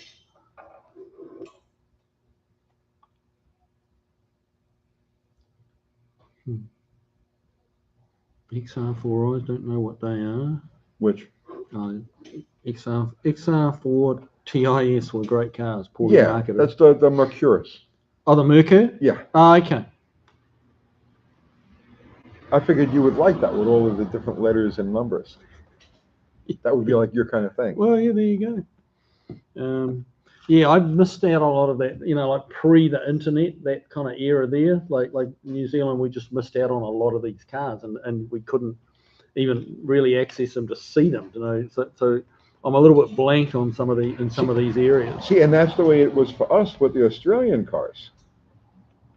Is that like we got nothing? Like there was no news of these things. There were no pictures of. We had no idea. They're going back to the 70s now. We had no idea these things even existed. It wasn't until the internet really that we started to learn about the Hemi 6s and all these other things that you guys had. Kiwi, what's your thought on the original Batmobile car? Oh, I thought it was pretty cool, especially when I was a kid. It looked awesome. Which? The original Batmobile car. I did a burnout in the original Batmobile. Really? Yes. The original one. We did a drag test. Really? Yes. How cool was that? On an original Barris-built Batmobile, and I did a burnout in it. Nice. Yes. Nice. It was difficult. You're all kinds of special, aren't you? Dude, I've been around the block. Yeah. Kiwi, do you know if there's any products that mimic the Mopar undercoating? What's special about the Mopar undercoating? Is that am I missing something here? Nothing I could think of. No. I think you might be talking about the sound deadener stuff that they sprayed on the inside of the quarters and the. Oh, okay. Yeah, if that's what you're talking about, then lizard skin. Lizard skin is a lot like that. And that lizard skin it's a water-based product. They do a sound shield, and they also do a heat shield that sprays on the inside of your car. I use a lot of that. It's good stuff. The actual undercoating, I use a lot of the undercoating. I'll use bed liner in a lot of cases, like the tintable bed liner. We do a lot of cars that actually tint the bed liner to the same top coat color of the car and then spray that underneath. Okay. And it gives you a slightly textured surface, and it just seals everything in, and it looks slick. Looks nice. Other than that, we use Keystone product, which is a paintable undercoat, which just comes in black, and it's pretty cheap. It's like 50, 60 bucks for a gallon, and a couple of gallons will do your whole car, and that's a good option as well if you're not trying to color key it. But if you're trying to mimic the Mopar undercoating, that Keystone might be the stuff you're looking for, to be honest. Tom, UFOs, the speed is unreal. Why? Well, I got a couple of different theories about that. But for the most part, they're actually creating their own gravity as they move. So you look at Bob Lazar, and he was back engineering the UFOs for the whole Area 51 thing. Oh, really? And yeah, he proposes that they use it as an element. I don't remember what it is, but this element, under certain circumstances, will create its own gravitational field separate from the one that we're stuck with. Right. And that's why they can get the kind of mile an hour they do out of them. And then the other thing is, you need some of that for bottle rocket, don't you? You know, I'll talk about stuff like that at some point because I've looked at some alternative things. Yeah. You know? Yes. Yeah. Why am I not surprised? So, but the other thing is, I'm not entirely sure that they're completely bound to our dimension. So time is going to be a completely different. There's time and space are going to have a different value, and so it's hard to say with those things. They're tricky. We don't really know enough about them at this stage of the game, but they are faster. They're fast. I wonder what they do to quarter mile in. Oh, dude, they will just. I mean, they'll go horizon to horizon in a second. I'm having more coffee.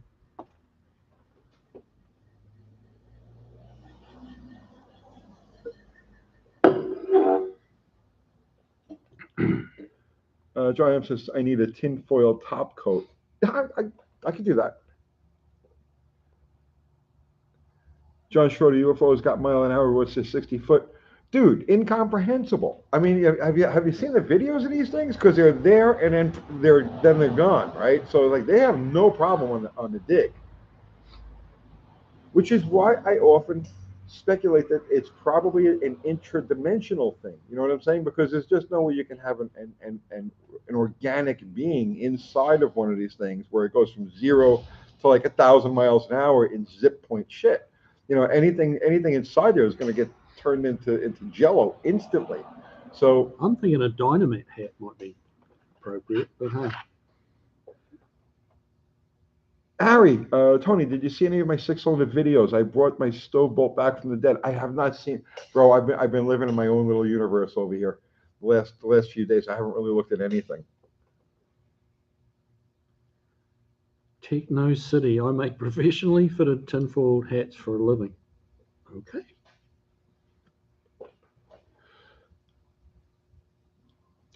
Charles Manson, Tony, you got to look at theories on folding space and Al-Kabir drives. Okay. Well, folding space is kind of what I mean about intradimensional. You know what I mean? Bro, there's a lot to this. There's a lot more to the world than what you see. You know what you experience in your own senses. Mike Jones, it's because they're LS swapped. That's why UFOs are fast. James Sharp, I've met 3 people in my life who wanted me to drive a front engine dragster. I cut them out of my life. Why? They're a blast. I had a 67 Woody Gilmore Flexi Flyer. That thing was a lot of fun. Magnetism is the key. Well, yeah. Well, magnetism, for lack of a better word, that's what gravity is. Gravity is a form of magnetism. So if you can counter it, sure, why not? You could create something that really rocks. It wouldn't sound like a V8 though, would it? At some point, you really don't worry about the sound. You know what I'm saying? It's just. You call yourself a hot rodder, really? Well, if I could get to the finish line before I actually leave the starting line, I mean, I'm saying I don't care what it sounds like. I think that might have happened driving to work today for you, buddy. I'm saying I don't really care what that sounds like. Where does Kiwi stand on conspiracies? Well, yeah, I'm not a conspiracy theorist. I'll be honest with you guys. No, I am. No, no. I think there's definitely been some conspiracies, over history. But did we land on the moon? Yeah, I think we did. I don't think we did. Oh, there you go. I don't think we did. Right. I'm not saying we didn't. But I don't think that we did. There you go. Because it's just a little crazy. You know what I'm saying? Just a little crazy. The flag fluttering in the non-atmosphere and all that. That's besides the point. We didn't have the technology. We just did not have the tech. We don't have the technology now. They can't get. It's this crazy insurmountable thing to get to the moon. Otherwise, people would be doing it every friggin' weekend, right? And that's what the technology that we have today. Not at the miles per gallon they get. No, I don't think we'd be doing it every weekend. But you know what I'm saying. Yeah. We have more technology, carrying around more technology in your Phone on your than phone. they did when they got to the moon. No, you're right. I Right. watched that movie Hidden Figures. Did you ever see that? No. That's a really good movie. It's about 3 black ladies that helped, like they were key in the whole thing. Okay. And yeah, watching that, you actually realise, man, those astronauts were they're playing Russian roulette. Yeah, you know, there was just so many things about it that didn't add up to me, even when I was a little kid. Okay, back to cars. Is spray paint good for repainting interior panels? Yes, but get a good quality one. You know, there's spray paint, you know, rattle can spray paints and that are good and some that are not. So yeah, don't go cheap. Danny K, covering up a fake moon landing would be harder than actually going to the moon. No, it wouldn't. So I don't want to get all wrapped up on this, right? I don't want to get all wrapped up on this. But did you ever ask yourself why they had all of the action happening in Florida, but mission control was in Texas, right? Why? So the people who were running this whole program, right, the brain trust of it all, only saw it what was broadcast on the TV onto their monitors at mission control. You could have been showing them anything, and there's no way to actually verify what's going on in. Let's see. Gosh, that's a mouthful. UTG, do you remember the Bud 4-ball S Turbo Honker aluminum nose max wedge twin turbo? It wasn't a max wedge. It was a Hemi. It was a Hemi. And yeah, he ran that for like one season, like, well, 1965 into 1966. But it was, the car was inconsistent. Hi, Tony and Kiwi. Kiwi, have you been involved in motorsports, drag, oval, or road course? Done a very little bit of drag racing, never done oval. Road course, yes. Rallying, a lot. Man, there's nothing more fun than being like on the lock stops at 70, 80 mile an hour on a public back country road. You know, just hard up at 8,000 RPM and going for it. That is, you know, you're alive then. That's the shit. So yeah, rallying's my thing. I watch WRC kind of religiously, which is World Rally Championship. I wish one of those World Rally Championship cars would come and do the autocrosses that they do here. You know, like at Good Guys, they have the autocross. The WRC cars, I'm looking forward to watching the autocross. It would blow the minds of the people who do autocross. Yeah, the WRC cars. I wonder why they don't. Oh, well, I mean, you would think they would. They're £1,000,000 cars. Like they don't. Heavy. Yeah. And that's, I mean, you know, so you put that up against a $60,000 hot rod. Yeah, who's going to win, really? To be fair, but the WRC cars are just like, they're 0 to 60 in like 2 seconds on dirt. Say that again? They're 0 to 60 in like 2 seconds on dirt. On dirt. But 0 to 60, they're in like 4th gear. It's like, like they just tapped out at 120. Like they're on the limiter in 6th gear at 8,000 RPM. They're awesome. James Sharp, Tony, Diamond Don is having his last vintage motocross in Jefferson, Texas in September. I'll sponsor you if you show up. What, you're gonna pay for the body cast? Because that's cool. Because if I know that all of the various organ transplants I'll need and the body cast is going to be covered, yeah, I'm there, man. I'm there.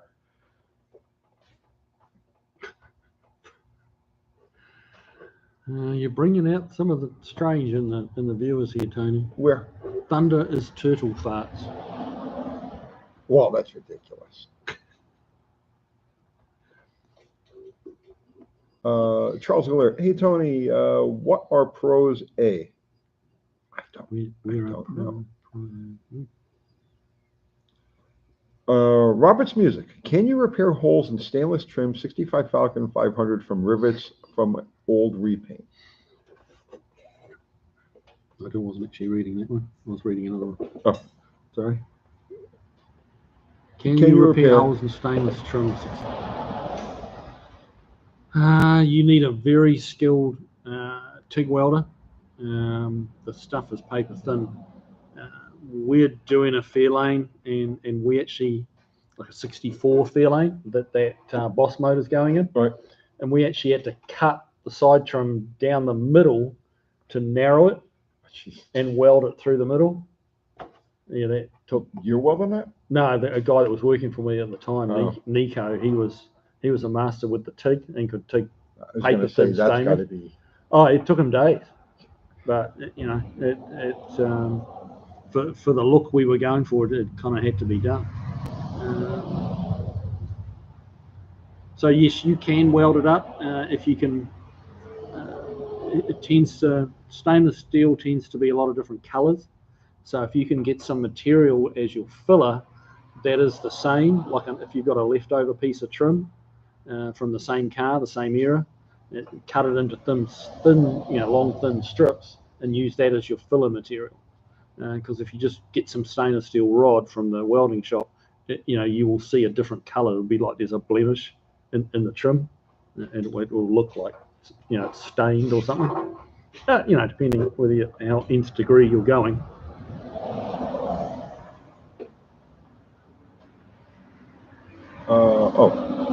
What are the pros and cons, Charles Ealer, what are the pros and cons of a 1972 Chevy 307 motor? I mean, the pro is that it's a small block Chevy. So it's like anything you can do with a small block Chevy, you can do with that 307. They're not terrible engines. I don't know where they got that. The 305 is meant to be a bit of a lemon, isn't it? Yeah, the 305 is just an undersized 350. It's an underboard 350. It was a gas mileage engine. The 307, I think, just gets a bum rap for the same reason the 318 gets a bum rap, in that it was the economy engine and it was a 2-barrel engine. Right. You know what I'm saying? So it's like, it has that rap, but architecturally, it's the same as any other small block Chevy. Just it happens to be 307 cubic inches. Yeah, I've definitely heard bad things about the 305, but the 307, is, I think, a good engine, but it's just a little small, I guess. The thing with the 305s was the cylinder heads, because what they did was they used the same casting. The number might be different, but the patterns to the casting were the same as the bigger heads. And so let's say, you take the valve out and you look down into the bowl. Mm-hmm. So the bigger Chevy head, like the 350 head, has an actual bowl. But if you take the same valve out of a 305, the bowl is undercut. Right. So they necked it down at the valve. Yeah. And that's the. Serious question for Kiwi. Here we go. Do you find it hard to justify to your customers your quality, craftsmanship, and the price? To a lot of classic car owners who would get a quote from some hack, aka the Mustang Fastback. It is what it is. I really don't try not to get into the justifying. If you want good quality work, craftsmanship, as you say, you're going to have to pay. It takes time. And when I say you have to pay, it's not that I'm just this outrageous hourly rate. I'm not. But it takes time. If you want it done half as quick, in half the time, that gives you half the labor bill, but it's going to be a crappy job. So, if you want, I've had people ask me, can you do it cheaper? And my answer is just no. If you're trying to build a car to a really hard line budget and there's just too much to be done, it's like you probably need to find a different shop. And yeah, some people get a bit, don't kind of like that attitude, but I don't really want to compromise and start doing things that aren't right, and aren't safe. So, I don't really justify, no. And like this Mustang Fastback that I'm doing now, that guy has not questioned the price. He just wants it done. He wants it done right. Obviously, he's got a little bit of budget. But yeah, he's not griping. It's like, it is what it is. He's not going to take his kids out, and he's very glad he didn't take that car out with his kids in it. And he just wants it done right, and he knows that's what he's going to get. And his clientele plays at the level where they expect to spend the money. There's a difference between like the most of us, the people who watch this type of video, or this type of channel, where we're hands-on, we do these things ourselves. And Kiwi is hands-on, he does it himself. But his clients, his clientele, different breed of people than we are. These guys have the money and they don't necessarily want to work on the stuff themselves. They just want the finished product. They have the money, they have the vision, and they're willing to pay him for it. And that's as it should be. Everything operates at different levels. Yeah. But even the guys with the bigger budgets, with the smaller budgets, I mean to say, they still want stuff done well. And often we'll do it in stages, or, we just won't go as, like, you might fix a Cougar, but you don't make it a fastback, and you don't change the wheel arches, and you don't stick a Coyote in it, but we can build you a nice Cougar, for probably half the price. So depends a little bit where your budget's at. Cougar. 50K for a motor. 50K for Kiwi. Yeah, that motor was 43K. That guy caught a bit of shit about that, dropping 43K on that Boss motor. He did. Apparently, I haven't read it myself, but he said to me, he was a little bit upset, I guess you'd say. Really? Yeah, he just caught a bit of shit. Why would you spend that much money on that much horsepower? When you can get that kind of horsepower with a twin turbo junkyard LS, why would you spend that? But because he wanted it. Yeah, one, he wanted it, and two, the junkyard LS does not look like that Boss 600. It does not look like that. It doesn't come from the junkyard with stacks on it, and you can get that horsepower for less, but those guys that make disparaging comments, it's like. Yeah, there's room for everyone in this hobby. Don't be ragging on someone because they make a choice that doesn't necessarily make sense to you. It's like I did that dart. My friend Cody has a drag and drive dart. Right. Did you see it? No. It's a 71 dart, and the car is kind of it's not the same condition as like Bottle Rocket, let's say. It's an original paint car. It's a little ratty here and there, right?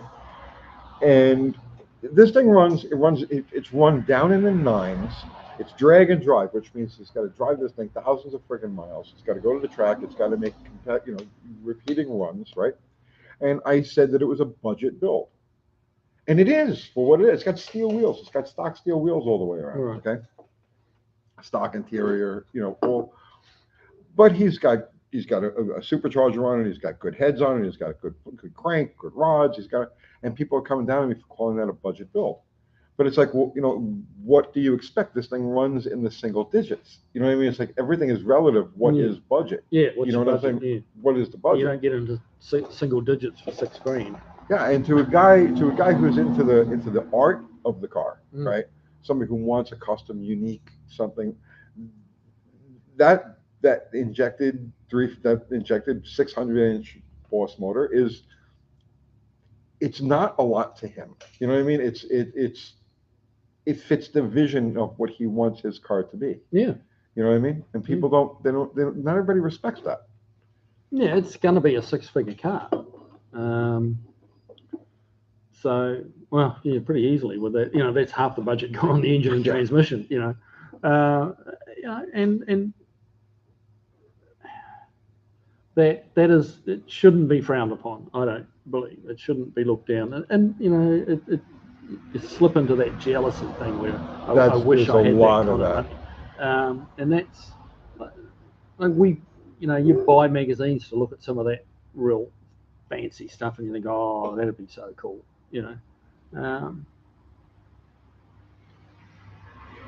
Robert's Music. Done any celebrity cars like country music people around the area?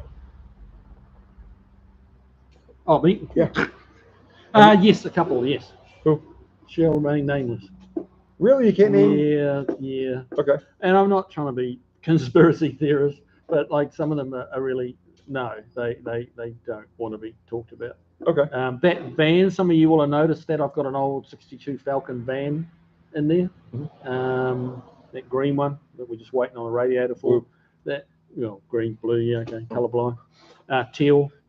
But a cool old 62 Falcon van, and that's owned by the gentleman that is half of Thompson Square, which is country music. You know, they're not the Blake Sheltons, but they're pretty big.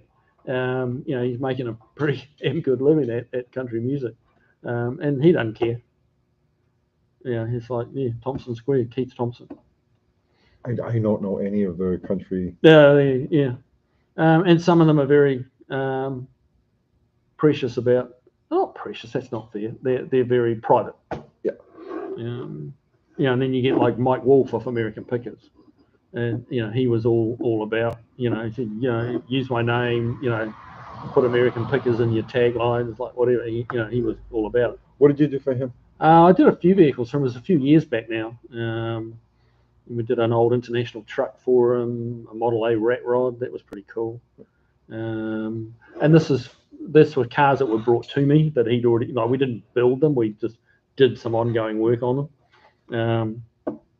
I was there. So I've been on his show, and it's funny. Like I get messages from New Zealand, and it's just some of them are rerunning in New Zealand now, and it was like 6 years ago.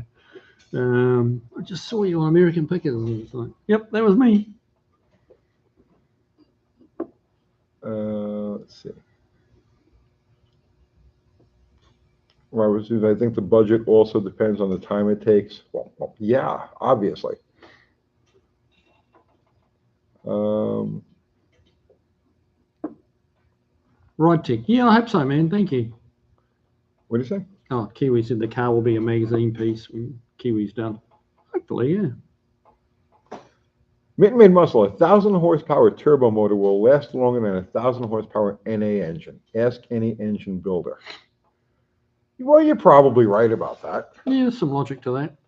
You're probably right about that. To get 1,000 horsepower out of an NA engine is a lot. You got to see a lot of RPM. Yeah. You got to see a lot of RPM. There's a lot of big stuff going on there. Stress, a lot bit more stress than having it. Yeah, big lift cams and stuff like that. Yeah, I could definitely see 1,000 horsepower turbo motor being far less stressed. Well, thank you, Doug. He sent the green thing. Hey, you. It's Mr. Blobby. Who is that? Mr. Blobby. Is that a Kiwi? It's actually an English character. I don't actually think it's him, but it looks a bit like him. Hey, Kiwis are... Right, what do you say? How do you pronounce that word? Kiwis are... How do you say that, Tony? What's the American version of that word? Star. Oh, star. You're star. You're a star. Okay. He really is. The guy does just amazing work. I'm not saying it just because I go to his place and steal content. I mean, like, he really does amazing work. Hey, Kiwi, is Tony aware of the Australian panel ban? Are you aware of the Australian panel ban? I'm not really aware of much at all, to be honest with you. I generally fake it through life. I'm very unaware of things. Back in the day, I had I think it was a 75 XB Falcon panel van, way back when. GS 302 4-speed car. Wish I had it now. That's There's a lot of letters and numbers there. Oh, there it's the Ford.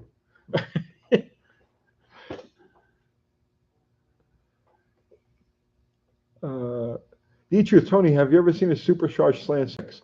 Seen one. I built one right before we started doing YouTube. I did a Torque Storm 225 in a Plymouth Valiant. So yeah, I've actually built and tuned and drove a supercharged slant 6 car. So Doug Groenhoff says, what was the stuffed animal on the Mustang, the one that needed repair earlier? There it is. This little guy. And that is a Kiwi. He's our shop mascot. He's Kev the Kiwi. It's a gag. It's a gimmick. And like that is about a life-size model of a Kiwi bird, which is where I get my nickname from, which is our national bird. Are they tasty? Like, can you make cutlets out of that? Oh my goodness, no. No, you'll go to jail. Really? You'll go to jail. Very, very protective. I don't. It's like trying to barbecue a bald eagle in America. Like oh, you don't want to do that. No, you don't want to do that. No. Yeah. Well, do you think they would be tasty? I have no idea. Really. Anytime I Probably meet an tastes- animal, I always wonder probably tastes what it like would taste chicken. like. Probably tastes like chicken. Probably.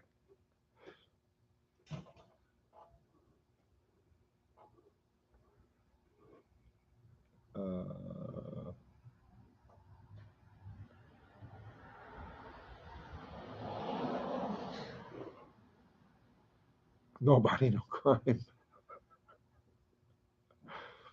Who said you can make you can't make cutlets out of them? Or can you make cutlets out of them? Chris Freemason. No, you can't. I think that's a fair question. I mean, I'm a carnivore. I can't help it.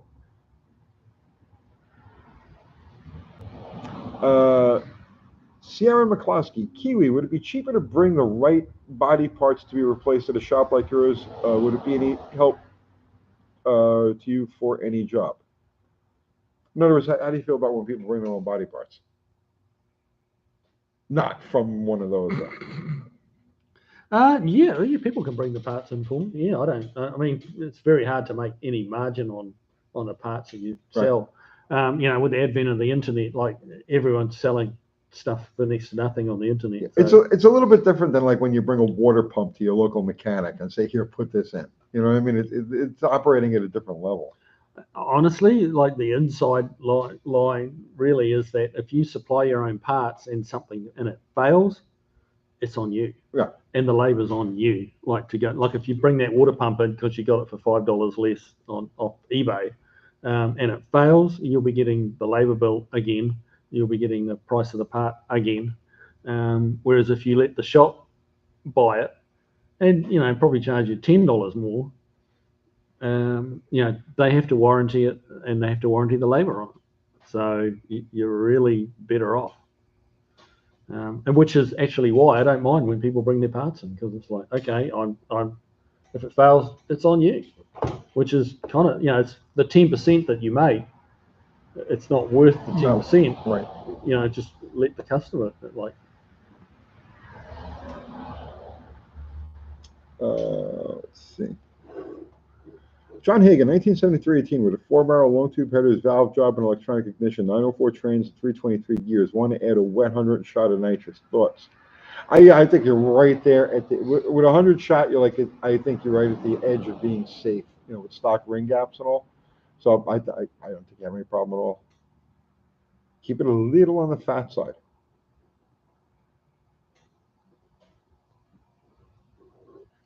Oh, raining slant 6 with a chance of cannonballs. Yes, some of the Canadian Australian models were slightly different bodies. The Mopars were one of the classic ones for that. You know, all your darts and stuff like that, they were all badge Valiants, and they all had different tail light trims, different grills, stuff like that. Do I like them better? That's hard to say. They weren't greatly different. But it would be cool having, like, just getting like a 70 dart and putting something like a Valiant Regal trim on it, because you would just make your 70 dart here in the States look different to everyone else's, which is what hot rodders like to do. We like to do, that's why we mess with the cars, because we like to be a bit different.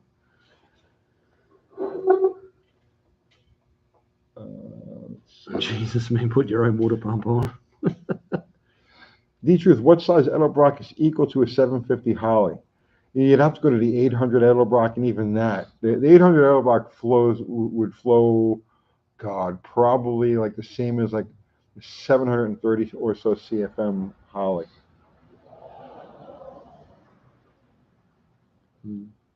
Yeah, what's another question? Weren't the Utes a much bigger deal in Australia? Did I like them as well? Yeah, I like a Ute. I've been looking for a either like an early 60s Falcon Ute or like an early 70s Ranchero Ute. I want that for my next shop truck. But they're a huge deal in Australia. Huge deal in Australia. They were like, I don't know what the numbers were, but they made a massive amount of Utes, which is like the Rancheros that you have here. Yeah. They weren't that popular here, but Australia and New Zealand, massively popular. They didn't build that, really. All we had was a Ranchero and the El Camino. Yeah. And the Dodge, what the hell they call it? Oh, the Rampage. Yeah. And I don't know why they didn't go bigger. I don't know why that wasn't more popular. Yeah, I don't know. We got a sheep joke. Where is it? The vape Kiwi, we don't have a lot of sheep here in the US. Do we ever get lonely? We're in Tennessee. There's sheep everywhere. He's always in good There's, company. there's so many sheep jokes. It's unreal. We love to sling that sheep jokes between Australia and New Zealand. Do you? Oh, yeah. That must be an upside down thing. Yeah, well, to say it like Australia, where men are mean and sheep are nervous. Or afraid, yeah. And then you have the cliff top mode for the sheep. That's where you wear your gumboots, your Wellington boots. Okay. And you put the sheep's back legs down the gumboots. This is how you guys actually, this is how you live down there. Well, this isn't is what we accuse each other of doing, you see. That's what we accuse the Aussies of doing it. Where there's smoke, there's fire. This is all I know, right? All I wanted was to know if that thing would make good cutlets, and it goes to a whole different place. You know, I don't endorse any of this stuff that you guys do. Where there's smoke, there's fire. Mint sauce for aftershave. That's a new one. That's funny. Got to have mint sauce with lamb when you eat lamb, which is sheep. Yeah. I don't like mint anything. No, really? But I do like lamb kebabs. There you go. See, lamb. Yeah. New Zealanders are strange. Okay. Yeah, a little bit. Will, in your opinion, what muscle car has a perfect power to weight ratio? Is there really such a thing as a perfect power to weight? More power, less weight. I mean, what would have the perfect power to weight ratio? You think, well, yeah, the one with the least weight and the biggest horsepower. There you go. That's the perfect. Whoever's got the most and the least.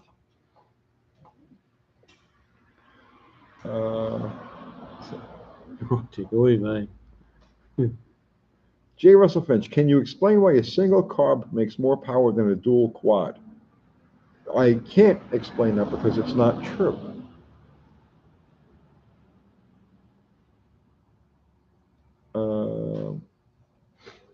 Let's see. Did New Zealand have its own auto manufacturing centres, or was everything insourced from Oz, etc.? We did have a motor assembling industry. They would buy cars out of Japan, like completely knocked down. They called it CKD, so it just came as a box of parts. Okay. And they would assemble them in New Zealand. But that just eventually became uneconomic. The Japanese could put them together quicker and better, so they kind of gave that up. They did make a couple of little very small, like specialty cars, which were, in a few thousand, not a few 100,000. But that was about it, really. Just not the population, to justify it. Joe K, was the lean burn the first computer-controlled carb on Chryslers? Computer control. Well, it was the carburetor wasn't computer controlled. The ignition was computer controlled. The carburetor was feedback, but it was the actual the purpose of a lean burn was to alter the ignition timing. Track pack Merc. Yeah, that's funny. I've heard that one. Which one was that? What do you get when you cross a sheep and a kangaroo? Woolly jumper. Woolly jumper.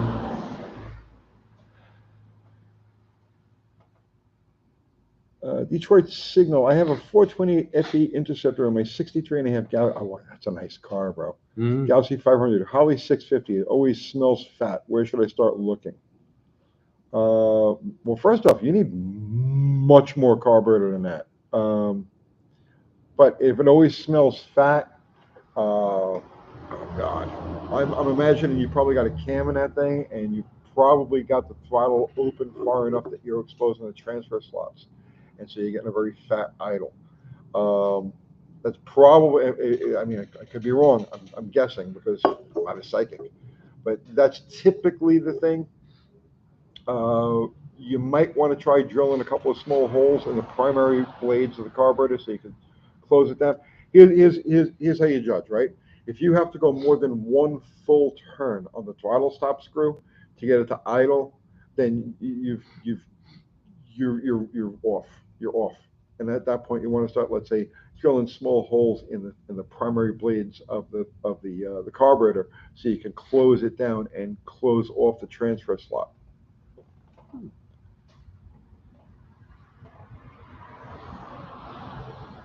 Let's see.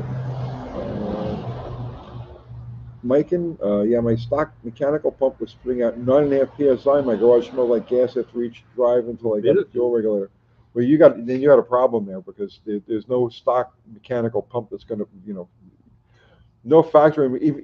Even the Hemi pumps. Like I got a factory a Hemi pump on Slagheimer over there, and it's only 6.5 psi. It's probably more volume though, is it? Yeah, it's like 50 gallons. Yeah. But because volume's really where it's at. Right.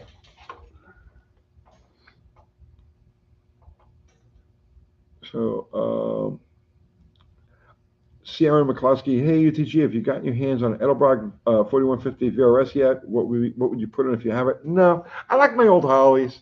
I got a bunch of them laying around here, and I've been eyeballing a couple sitting on his shelf that I'm probably going to steal at some point. I like my old Hollies, so I've got all of the bits for them, and the newer carbs are neat. They have a lot of great features and stuff like that, but I'm comfortable with the stuff that I have. And we're coming up on 2 hours, bro. Do you believe that we have been yapping here for 2 solid hours? Time flies. It's fun. It does. Honestly, it's a very quick 2 hours. Have you guys subscribed to Kiwi's Kiwi? Oh God, what's the fucking name of your channel again? Kiwi Classics and Customs. Kiwi's Classic and Customs. Have you subscribed to his channel? Have you watched all of his videos? Have you liked all of his videos? Have you shared them with all of your friends and family and Facebook? Have you devoted your life to Kiwi yet? Hopefully. No. Hey, the subscribers are climbing. Thanks, for. guys. You guys that have subscribed, we're almost 11,500 now, which is, we're not up to the great. No, you're nowhere near. Level. You're nowhere near. Nowhere near. Nowhere near. But he's start doing small. Good. You start small. You start tiny, little itty bitty channel like you got there. It's cute, and then you just keep going and going. Yeah, right. And you just keep going and going until you have this. Yeah. Oh, the UTG World Headquarters. We don't have a world headquarters of KC&C. Well, Micah says he's opened a shrine in Louisiana to Kiwi. You're putting a word out. See, you've already got shrines. I have a shrine? Yeah. Where's this? Right there. Micah, I've opened a shrine in Louisiana. Well, thank you, Mike. Yeah. I don't know what to say. Well, I mean, I make likenesses out of you out of mashed potatoes all the time. My wife has a shrine for me. Does she? Yeah, she thinks I'm quite special. Special. Yeah, no, I've sculpted you out of mashed potatoes. Yeah, I got to show you that sometime. Yeah. All right. So guys, that's it. We're going to pull a plug on this. I have driven a Plymouth Fury. Mike Jones. Yes, I have driven a Plymouth Fury. They're cool. Big tanks. We need to do something on your guy Steve's. His older Yeah. Yeah, he has a cool older. We got to go cruise natural tonight with that thing. It's a video in itself, isn't it? It is. Yeah, let's do this thing. All right. So guys, that's it. We're going to pull a plug on this. Go over, and if you haven't already, sub to Kiwi's channel. And we got some neat stuff coming up this weekend. Plan Z is going back to the track Saturday. Everybody contributed super chat. Thank you so much. Everybody contributed just to your presence and your conversation. You are equally appreciated. And next Thursday night, same bat time, same bat channel, more Kiwi. More Kiwi. More Kiwi. And hopefully no more UFOs. I suppose you don't believe in them. I'm staying out of this one. Fubar. Fubar, thank you. I've seen you playing my channel. Zero as well. Thank you much, guys. Yes, the greatest mods. I'm doing this for 5 years now. I've done like in all different forms about 1,000 lives, right? Wow. Because we were doing them nightly during the lockdowns and all of that. Oh, right. And these guys have been with me like through all of them. You have no idea how grateful I am. I'll be it. So, all right, guys, that's it. I'm pulling a plug. Have a gang. That's right. I hit that button. Ooh. It says end stream. End stream. See you guys. Okay. Now, right. See, your stream will stop immediately, and you will no longer be live. Now is when it happens. Now it's over. As soon as I do this.